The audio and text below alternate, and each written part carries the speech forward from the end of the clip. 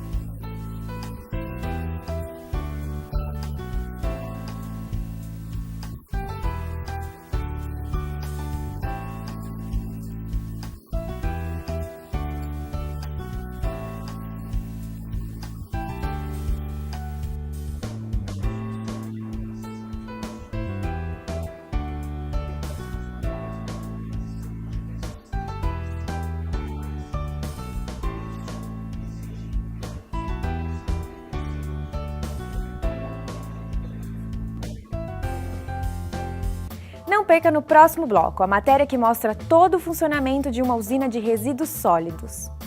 Olho vivo, consumidor! Para produzir 1 tonelada de papel são necessários 100 mil litros de água e 5 mil quilowatts de energia. Mas para produzir a mesma quantidade de papel reciclado, são usados apenas 2 mil litros de água e 50% desta energia. Portanto, prefira os papéis reciclados. Desta forma, você estará contribuindo com a preservação do meio ambiente.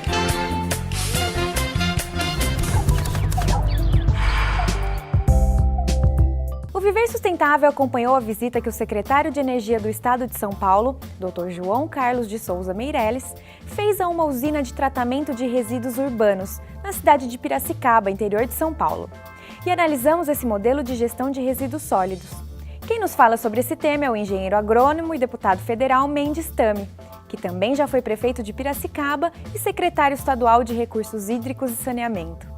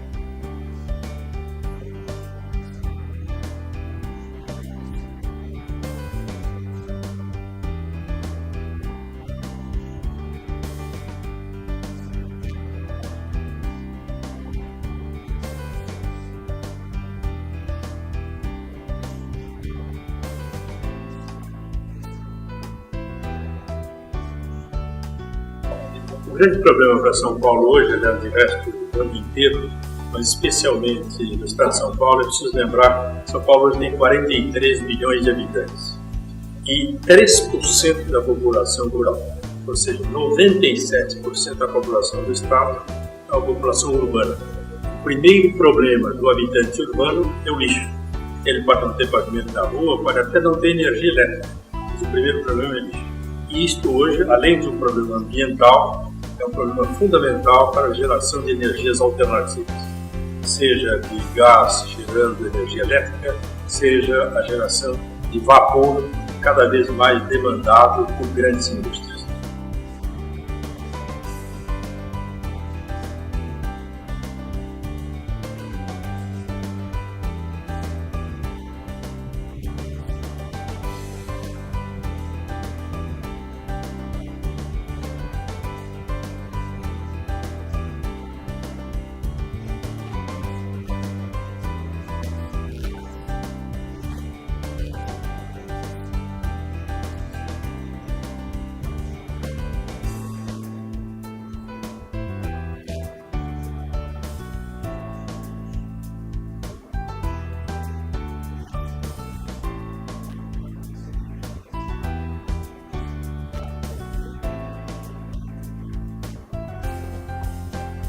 Bom, em primeiro lugar, a energia é uma coisa nacional.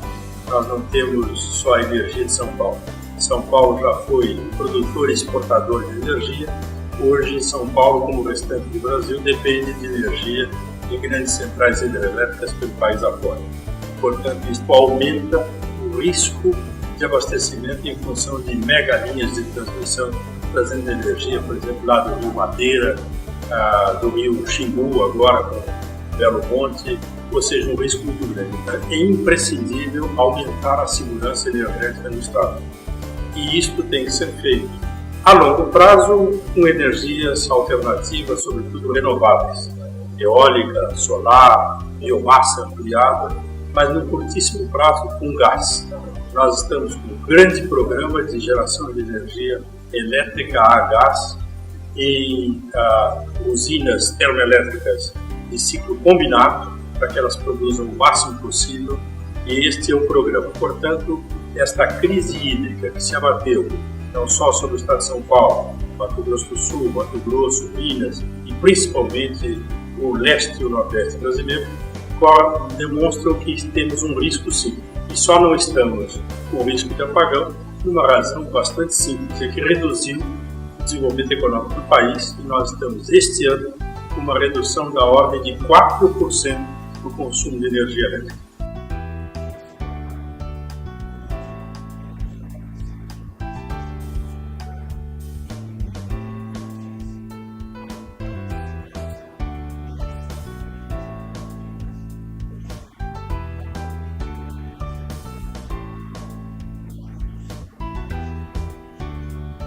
De uma maneira bastante objetiva e centrada. Em primeiro lugar, é preciso a gente lembrar que os grandes agentes deletérios do ar, o grande poluidor, são os motores diesel, sobretudo nos grandes conglomerados urbanos. Todo mundo pensa que é o ônibus que é o grande poluidor. É também, mas o grande poluidor são os caminhões de carga. E, portanto, é imprescindível que nós possamos introduzir melhorias nesse processo. E isso nos grandes centros urbanos, por exemplo, introduzindo progressivamente ônibus a gás. Ônibus do ciclo diesel ou do ciclo Otto funcionando com etanol.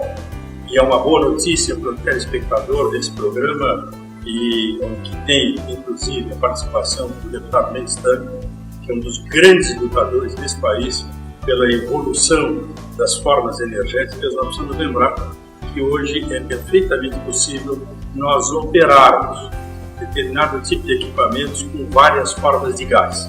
Nós já introduzimos, aqui no estado de São Paulo, por exemplo, o biogás proveniente da vinhaça. Vinhaça é um subproduto das grandes usinas de cana-de-açúcar, é obrigatório. Você precisa recuperar isso por uma parte dos insumos que essa vinhaça contém, e um desses produtos é o biogás.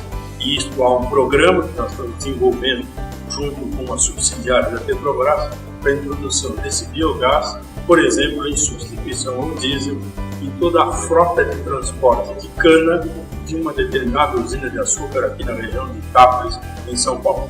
Portanto, a contribuição de São Paulo é aumentar a contribuição do etanol, combustível. Uma boa notícia, deputado Mendes, para o telespectador, é de que até agosto passado nós praticamente empatamos no Brasil o consumo de gasolina com o consumo de etanol.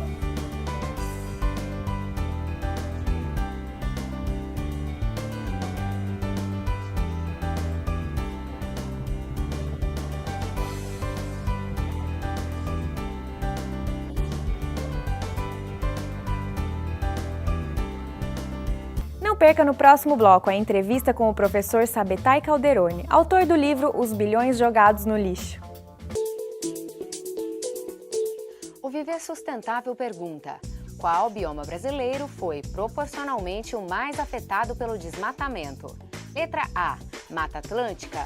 B, Cerrado. C, Amazônia. Ou letra D, Pampas? A resposta você confere no próximo bloco.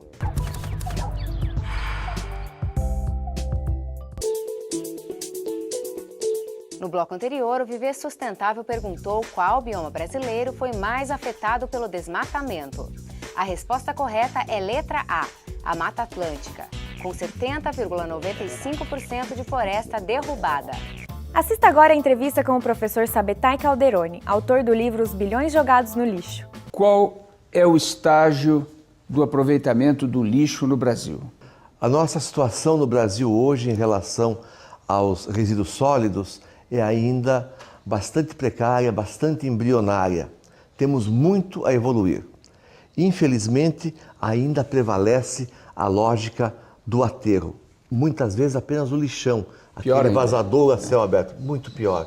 Nós podemos perfeitamente aproveitar aquilo que, equivocadamente, por um erro do nosso olhar, chamamos de lixo, de materiais descartáveis, nós podemos aproveitar como matérias-primas preciosas para o processo de industrialização daquilo que chamamos de resíduos, mas que são essas matérias-primas que podem nos trazer grandes benefícios econômicos, energia elétrica, fertilizantes, tijolos. Podemos resolver muitos problemas da sociedade, gerar muitos empregos, impostos, desenvolver uma grande atividade econômica com o conjunto da produção. E nós estamos simplesmente gastando muito dinheiro todos os dias para enterrar essa imensa riqueza. 60% do lixo domiciliar é orgânico, 40% equivale à parte sólida. Onde é que está o maior lucro no aproveitamento? Na parte orgânica ou na parte do lixo sólido? Ou nos dois? Na verdade, nos dois. Nós temos diferentes tecnologias à nossa disposição que fazem com que o lucro oscile um pouquinho para cá ou para lá. Mas a grande conclusão é que é grande em ambos os lados. No caso do aproveitamento dos resíduos orgânicos, nós podemos usar o processo da compostagem, simplesmente, que é um processo muito barato, acessível a todos os municípios, ou podemos utilizar o processo da biodigestão anaeróbia. Em ambos os casos, nós vamos ter o fertilizante. Só que, no caso da biodigestão anaeróbia, vamos ter também o metano, o gás de síntese, que permite a produção de energia elétrica, mas o investimento é muito mais alto. Nos últimos anos, o governo federal, de uma forma muito manhosa, foi dando isenções nos impostos, como imposto de renda, IPI, aqueles impostos que ele divide com os estados e municípios, foi dando isenções e cobrando contribuições que não compartilha com os municípios, aumenta a receita do governo federal e não divide com os estados e municípios. Com isso, difícil encontrar um município que tenha recursos para fazer esse investimento. Há possibilidade de parcerias com o setor privado para que esse investimento inicial possa ser feito pela empresa que coleta o lixo ou pela empresa que vai administrar o aterro, ou até por uma terceira? Sua pergunta é muito importante. Permite que a gente destaque o papel das parcerias público-privadas. As prefeituras podem, perfeitamente, com grande proveito, celebrar parcerias com empresas capazes de aportar os investimentos necessários aos municípios, sem uso do recurso público. No caso do lixo, especialmente, isso seria muito proveitoso, porque podemos implantar aí um modelo mais amplo, completo, com mais investimento e que permitisse esse aproveitamento integral dos resíduos e economia para o município com os aterros sanitários. Evitaríamos, por exemplo, 80% do aterro, ou 90%, um aterro que ia durar 10 anos, passa a durar 100 anos, um século, porque nós vai receber só 10% dos resíduos. A área necessária para se implantar um aterro é muito grande. A gente está pensando em uma área de 20 anos normalmente, são 7.000 e tantos dias. A central de reciclagem, o que entra de manhã sai à noite, é um dia. Um dia contra 7.000. Nós estamos aqui com uma coisa 7.000 vezes menor. Precisa receber um lixo de um dia. Se tiver compostagem, que vai ficar 60 dias, 90 dias, então diminui um pouco para 1.000 vezes a parte da compostagem. Então é muito menor a área, pode ser muito mais próxima e nunca se esgota. Dr. Calderoni, aqui no estado de São Paulo, para você ter uma ideia, nós tínhamos lixões até em área de recarga dos aquíferos. Mas o que propõe é um estágio superior, transformar aterros em centrais de compostagem, em produção de energia elétrica, para diminuir os aterros, ou até eliminá-los. O que nós temos que fazer para realmente estimular essa nova etapa? Poderia, quem sabe ele, dar um grande passo agora e fazer com que fosse dada nota, por exemplo, mais aos municípios, não somente pela qualidade do seu aterro, mas também pelo seu sistema de gestão de resíduos como um todo. Existem alguns programas, por exemplo, de Fortaleza, do qual nós participamos há pouco, já no Rio de Janeiro, é uma semente que germinou, que faz com que haja um envolvimento social imediato e rápido, de um momento para o outro, de toda a sociedade. Nisso, a partir somente de uma tendinha que é colocada na porta dos condomínios, ou mesmo favelas, lugares de difícil acesso, em que a população ganha um cartão magnético, leva o lixo para uma balança eletrônica pesar e encher de dinheiro, segundo os preços que estão colocados numa tabuleta, aqueles cartões. Eram 35 mil cartões inicialmente em Fortaleza, hoje são 150 mil cartões já. As crianças agora, que andavam em ruas cheias de sujeira, brigam entre si, dizendo: eu vi aquele plástico, eu vi aquele papel primeiro, vamos levar lá para a balancinha, está aqui o cartãozinho do meu pai, vamos carregar com dinheiro isso aqui. Quando o lixo passa a valer mais na balança para reciclagem do que jogado na rua, imediatamente a atitude da população muda e de um momento para o outro, num ano, nós tivemos essa transformação na atitude. Queremos agradecer a sua participação, sua expressiva, valiosa contribuição para que a gente ajude a criar realmente uma mentalidade ambiental, uma consciência ambiental, transformando meras preocupações ambientais em valores ambientais, valores que sejam incorporados ao nosso cotidiano, ao nosso dia a dia. Participe do nosso programa. Envie-nos sugestões de temas e perguntas para contato@viversustentável.net. Assista às nossas matérias no site viversustentável.net. Feliz Semana Sustentável. Até o próximo programa.